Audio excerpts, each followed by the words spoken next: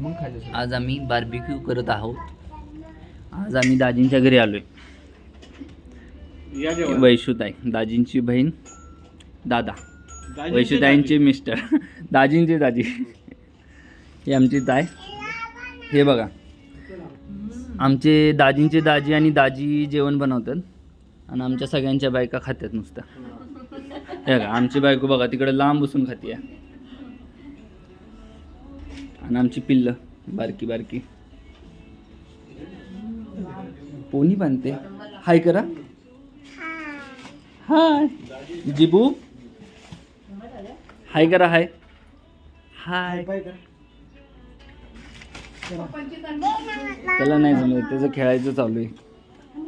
हो हाय. तुविशाने पण हाय केले.